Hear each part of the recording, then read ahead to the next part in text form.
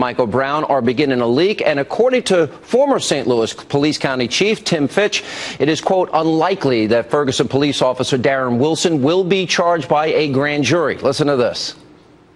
It was an intentional release by someone familiar with the federal side of the investigation, in my opinion, for the sole purpose of preparing the community for what may be seen as many as bad news, that there's not going to be federal charges.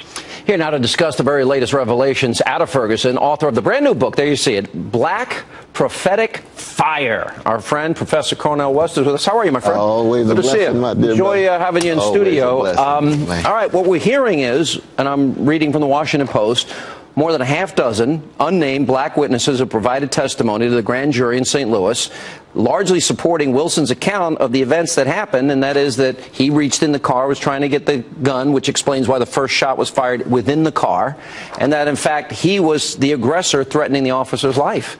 You were down there. We actually have a picture of you being arrested in Ferguson.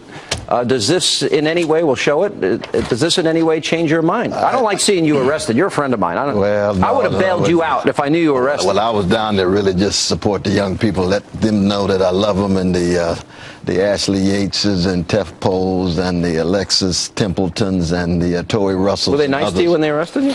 I mean, it was a little rough going in. I got a little hole in my suit. I don't have a whole lot of suits, you know that, though, brother. But once we got inside, they were very kind, and we were telling them, we want you to be as kind to us, as kind to the young people as you are to us. But back to this case, though, brother, that I think we all have to have a sense of integrity and simply be committed to a fair trial. Yeah, but it doesn't look like there's going to be a trial. In other words, it doesn't look like there's going to be an indictment, and people are threatening to, like, burn down the city if they don't get what they want. Well, but they have to have a transparent process. You can't just keep this thing undercover and then leak this and leak that. We have to have a fair trial to make sure that our dear sister Leslie McSpadden and the others are assured that the system is proceeding in a fair and just manner. You've been a critic of Barack Obama. Every election season, this drives me crazy. I'm a conservative. I think we're all children of God.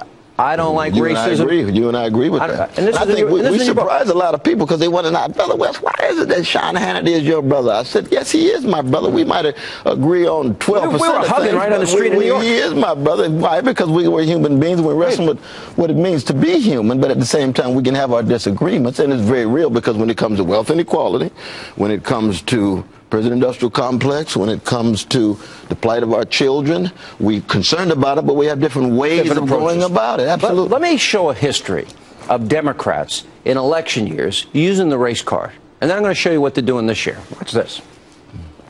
When you don't vote,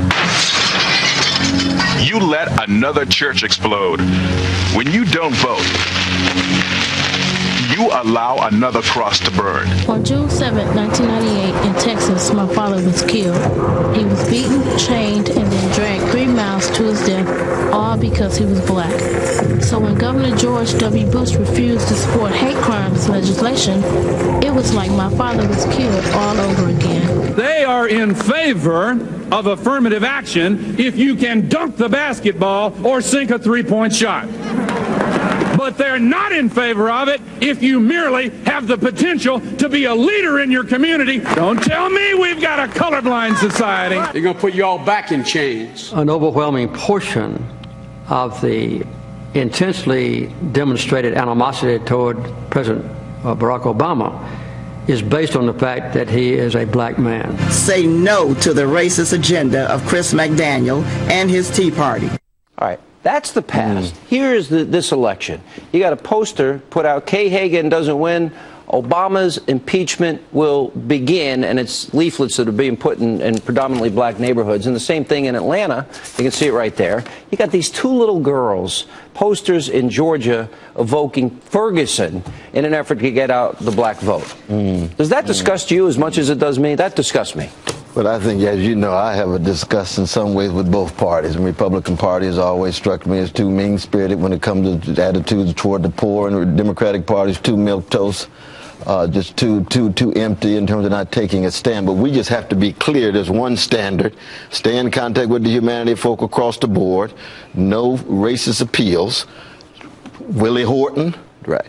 Jesse Helms. We got both parties But every in year, misbehavior. Isn't this to gin up the black vote, to create a false narrative? Isn't bearing false witness one of those big commandments that we read about? But it's wrong. There's no doubt. It's wrong, right? But there's no doubt, I think, that the black brothers and sisters will vote disproportionately for a Democratic Party because they still see in the Republican Party too many folk who, when they talk about black people, it's a matter of black people themselves bearing all the responsibility and most responsibility as opposed to some of the societal institutions. Wasn't Lyndon Johnson needed Republicans for the Civil Rights Act, the Voting Rights Act? Well, that was a different Republican Party then, no, brother. I don't think it's that much different. It's the party of Lincoln. It's the party of the Civil Rights Act, the Voting Rights Act. People like Al Gore's father weren't there. But Nixon's Southern strategy, he knew when he was appealing to some of the George Wallace folk to shift from Are these ads similar to what you condemn in the Republicans? I condemn both of them. We have to have a higher standard. Where is the integrity, honesty, decency across the board? When are we going to do an event together? I want to be on the stage. You let me know. I'm in. You let me know. Right, so the book is called Black Prophetic Fire, an explorer.